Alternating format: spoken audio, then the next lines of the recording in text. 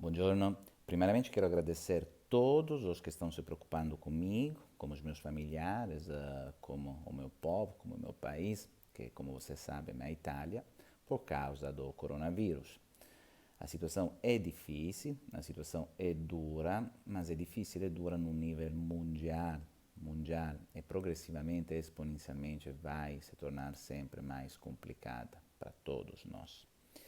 Eu quero nesse vídeo do canal do Deni compartilhar, divulgar a minha opinião a respeito do coronavírus acima, mas particularmente a respeito dessa outra pandemia, que é a pandemia do pânico, porque conforme as minhas competências e as categorias com as quais eu filtro o mundo, eu entendo de pessoas e, portanto, tenho uma opinião a respeito dos comportamentos das pessoas. E depois, enfim, pânico e algumas reflexões sobre o Boris Johnson, os italianos e os brasileiros.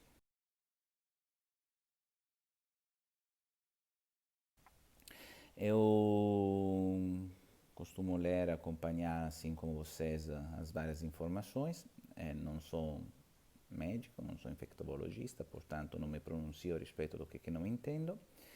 Mas o que dá para ler? Muitas pessoas comparam ou costumam comparar ou até reduzir, de um ponto de vista do impacto dessa pandemia, o coronavírus com outras doenças virais que marcaram a história. Com certeza a gente já viveu, já sofreu, ou seja, os outros nossos antepassados, doenças que mataram milhões, centenas de milhares de pessoas por muito tempo, por tantos anos. Mas o coronavírus é uma pandemia cujas ocorrências nunca se verificaram no decorrer da história dessa maneira. Ou seja, o coronavírus é algo de extraordinário, é algo de único no decorrer da história. E, a meu ver, é único e extraordinário por três razões. A primeira razão, a primeira razão é que nós hoje, no sentido de seres humanos, não temos mais nos nossos neurônios a ideia, o conceito, a realidade, a naturalidade da morte. Ou seja, nós hoje vivemos como se nunca tivéssemos que morrer.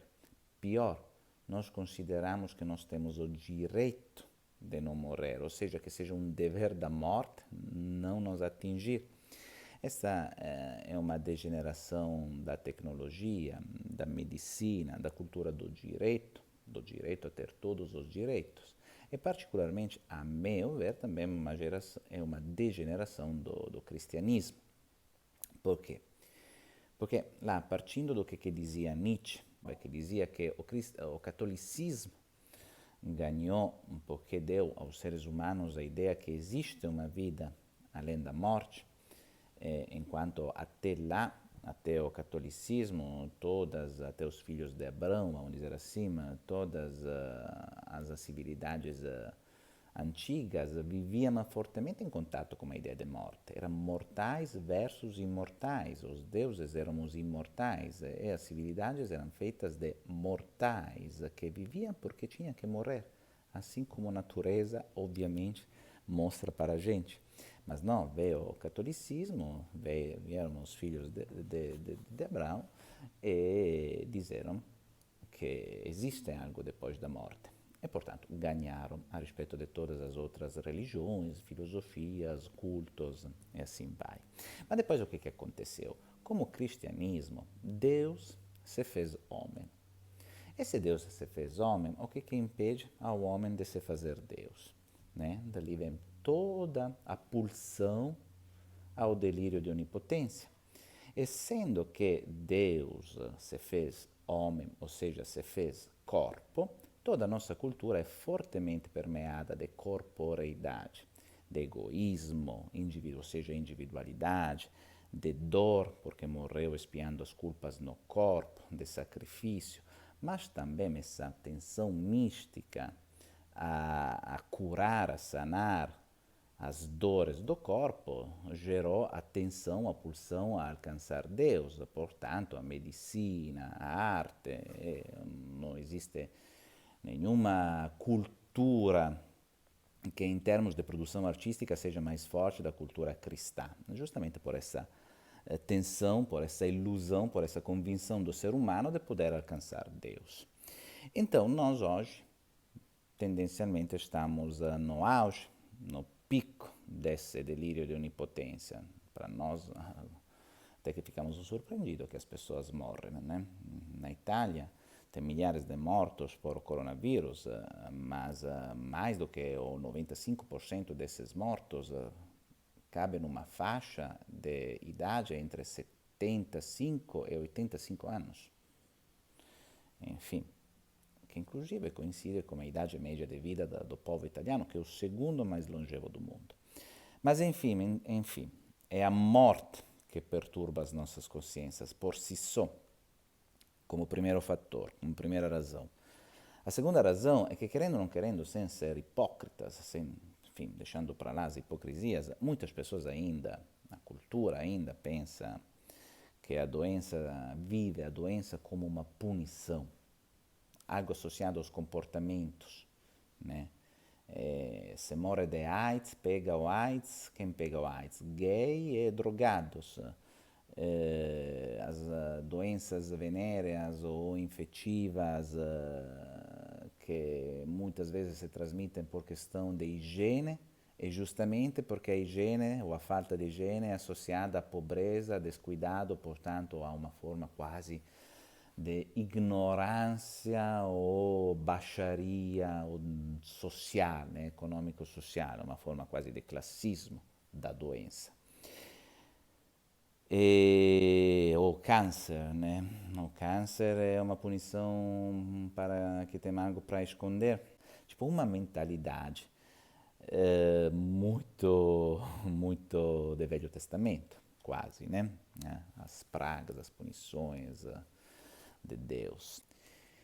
Mas o contágio do coronavírus é um contágio diferente, ele não pune ninguém, ele pega todos, pelo menos no imaginário coletivo das pessoas. Na verdade, o contágio pega todos, depois as consequências não são iguais para todos, mas pega todos, independentemente dos comportamentos, apenas por existir, apenas por respirar, apenas por contato. Portanto, ele atinge até os inocentes.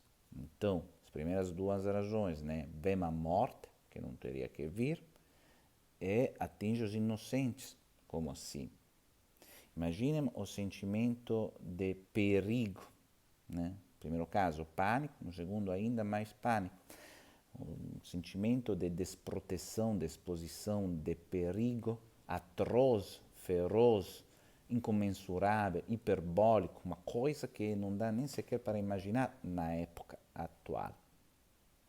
Esse sentimento de perigo é até agravado pela terceira razão, que é a seguinte: de fato, hoje não existem mais economias locais, não existem mais mercados autônomos, pessoas, comunidades, países, grupos autossuficientes e autossubsistentes. O que significa? Significa que todos dependem de todos. E, portanto, se todos dependem de todos, ninguém é mais capaz de fazer de conta por si só, de ser autônomo. Esta dependência, ou seja, esta desconfiança em si mesmos, porque as pessoas dependendo, obviamente, o outro lado da moeda é se considerar incapazes de encarar, de enfrentar, de superar os problemas por si só, sozinhos, porque justamente dependem dos outros. Portanto, esta dependência aumenta exponencialmente ainda a percepção de perigo. Só ver o que acontece de um ponto de vista da economia global, das bolsas, mas também no nível autônomo e no nível psicológico interno. Se nós hoje dependemos de todos, se nós hoje somos criados em famílias que nós colocamos ao centro do mundo, super protegidos, super mimados, super, enfim, agradados e contentados e providenciados em cada coisa, nós tornaremos, e nós, assim como de fato nós somos incapazes. Portanto, essa pandemia do pânico é tão assustadora, tão generalizada, tão rápida, tão hiperbólica, tão feroz, tão atroz. Por quê? Porque nós não somos mais acostumados à ideia de morte, estamos já num nível, num patamar inatural para que a morte é algo que não nos pertence, porque somos incapazes, acomodados e dependentes, e porque somos todos expostos a este risco de contágio, independentemente dos nossos quereres, dos nossos poderes e dos nossos fazeres. Portanto, isto nunca houve, nunca essas três contingências, essas três características se manifestaram ao mesmo tempo no decorrer da história. Portanto, a meu ver, por essas razões, o coronavírus e o fenômeno da pandemia do coronavírus é extraordinário porque tem por trás as condições únicas para a pandemia do pânico, a globalização do pânico numa fase histórica e epocal única, sui generis. Se considerarmos depois que tem as redes sociais, que são um fenômeno de conexão e desinformação sem cogitação e sem explicação, ali é como colocar gasolina no fogo, né? É uma enzima que acelera todos os processos pandêmicos e epidêmicos de pânico.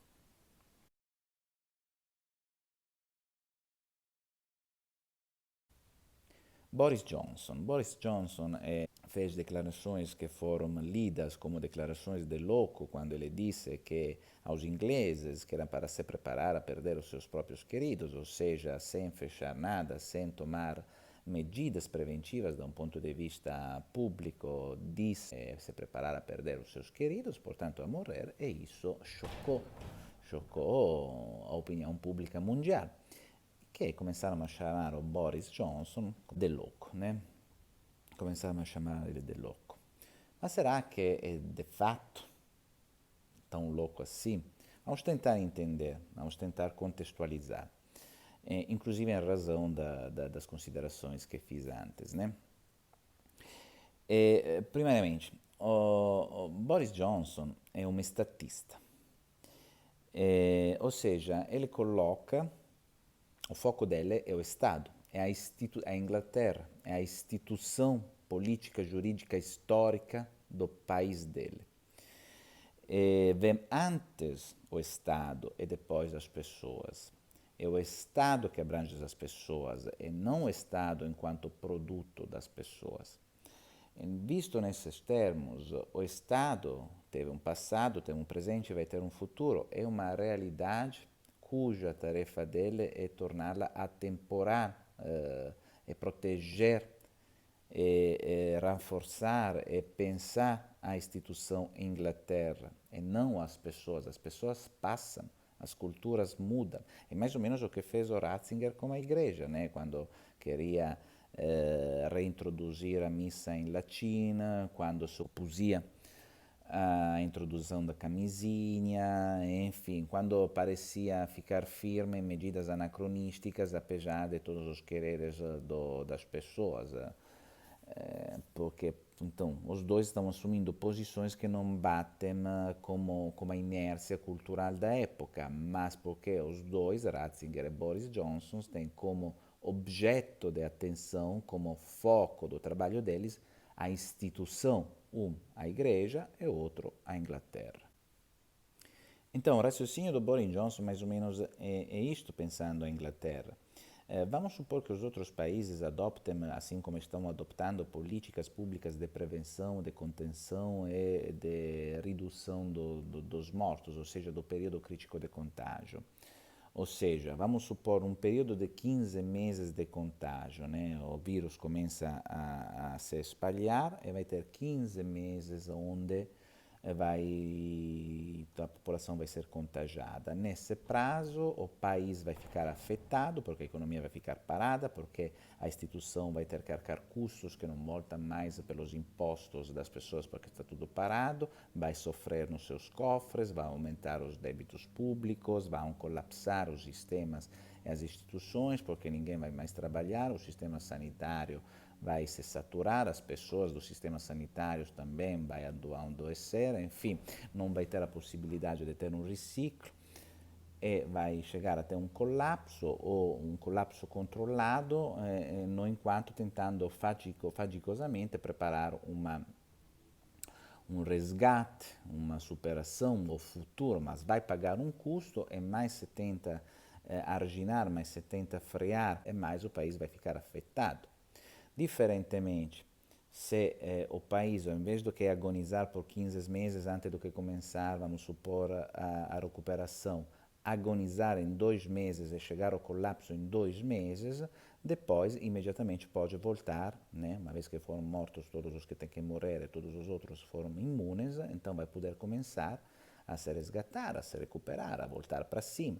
E a Inglaterra, enquanto vai já ser imune, porque vai ter deixado morrer todos os que eram para morrer, vai ser muito mais para frente de todos os outros países, permitindo que dominem mais uma vez o mundo.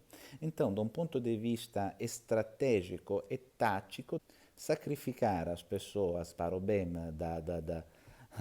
do país é um raciocínio, numa lógica custo-benefício super lógico, super linear.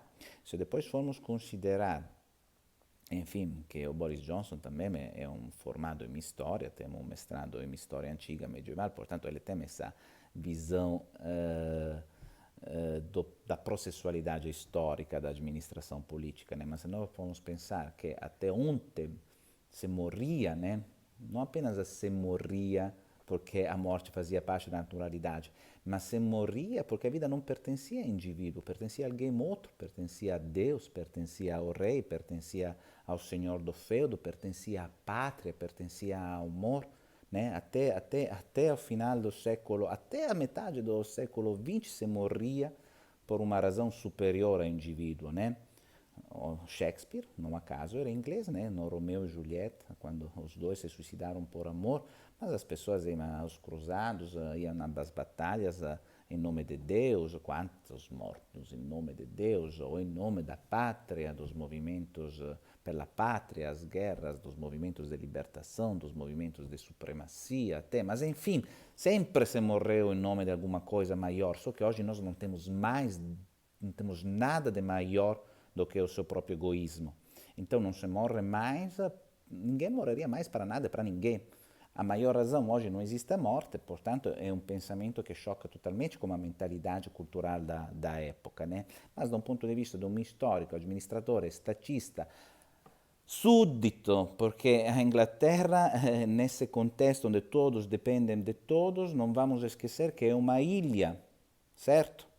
Ou seja, eles estão acostumados a ver todos os outros como os outros e a contar apenas sobre eles mesmos. Eles têm uma cultura da autossuficiência, da autorreferencialidade, eles têm uma cultura da cultura ao culto da autonomia, eles têm que fazer frente sozinhos a respeito de todo mundo, de todos, porque do mar de fora, sendo uma ilha, podem vir só perigos. Por isso, a grande pulsão à colonização dos ingleses, né?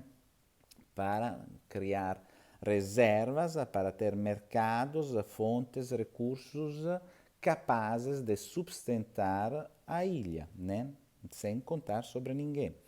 Então, olha como tudo se encaixa. Então, uma ilha é uma monarquia, né? O Oscar Wilde dizia que sobreviveriam apenas 4 reis na história, que são 4 reis do baralho e o rei inglês.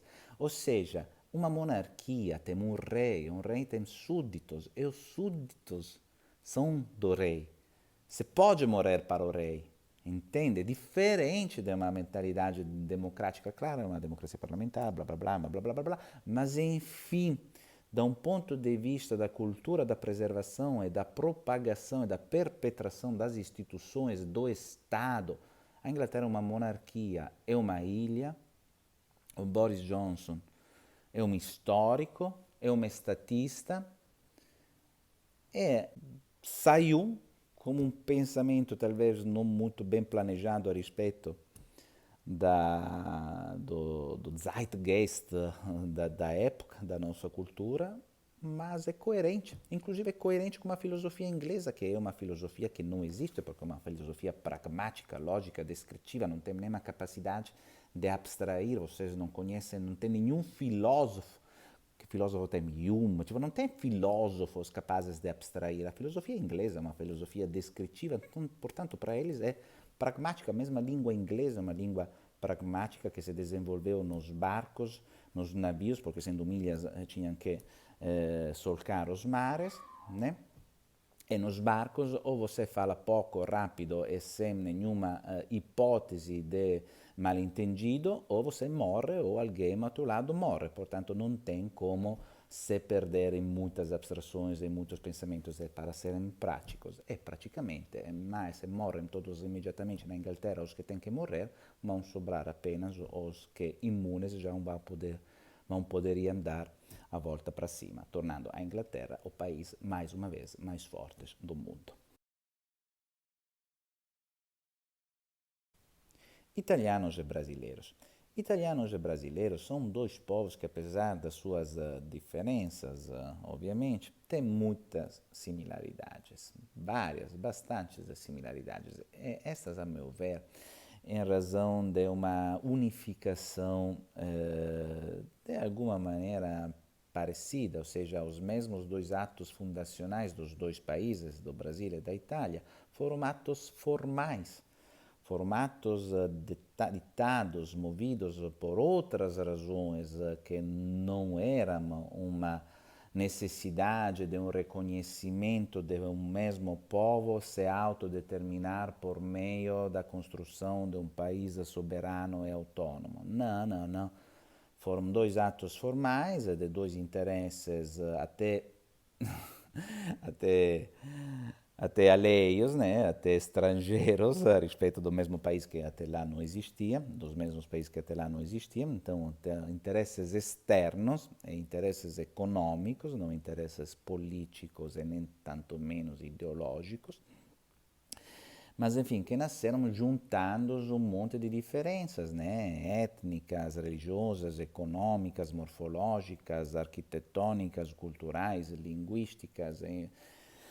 Não existia o brasileiro antes na unificação do Brasil, assim como não existia o italiano criando, unificando a Itália, simplesmente assinando um papel, um ato constitutivo, um ato de independência. Não, não existia não. Tanto é que o velho lema, o velho ditado do Dumas, né, um para todos e todos para um, não colou nesses dois países, né, porque vamos supor, tu unifica um país, cria do nada um país que antes não existia, juntando um monte de pessoas que não se reconhecem entre elas, que têm línguas, economias e assim por diante diferentes. Então, esse governo, seria para todos, todos para mas quem são esses todos que não existem? Esses todos que não existem, teria que reconhecer o quê? Qual é esse que não tem um princípio, um máximo comum denominador entre eles?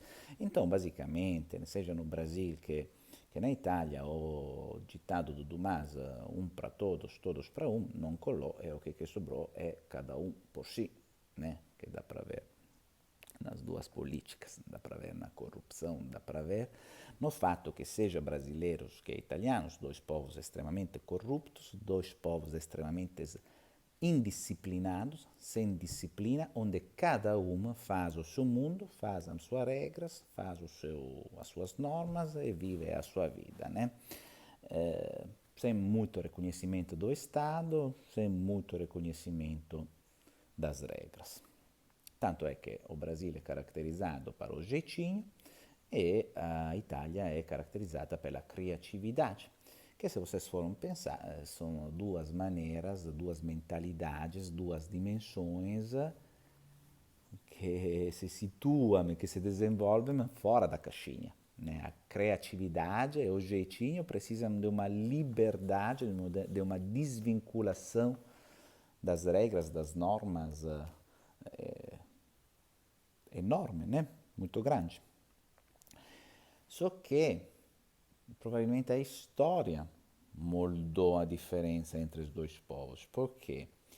Porque os italianos, ensinados já pelas guerras, pelos sofrimentos, pelas doenças, pela pobreza, pela literatura, pela arte, pelo Vaticano.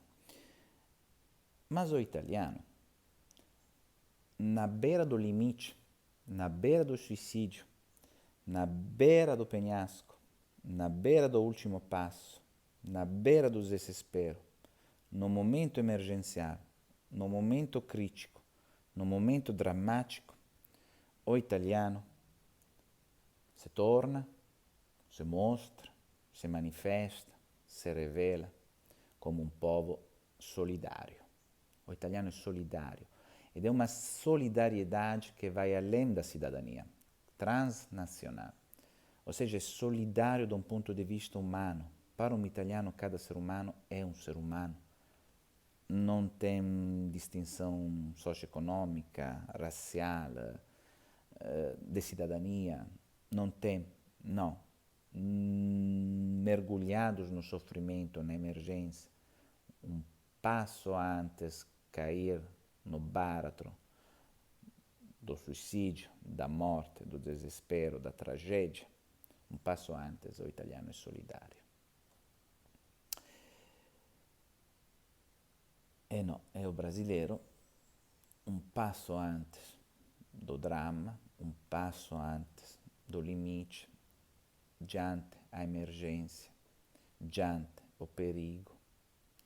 Lá ele se mostra e se revela egoísta. Por quê? Porque cada um é egoísta e que tem um pouco mais de poder o usa por si mesmo, ou até para levar uma vantagem. Bom, esse é o canal do Deni. Eu convido a se inscrever se vocês quiserem. Acompanhem também os outros vídeos e força que tudo vai mudar, mas depende de nós tornar o futuro melhor do que já foi. Talvez podemos voltar a aprender alguma coisa que esquecemos nesses delírios de onipotências com que estamos caminhando a partir da metade do século XX. Arrivederci.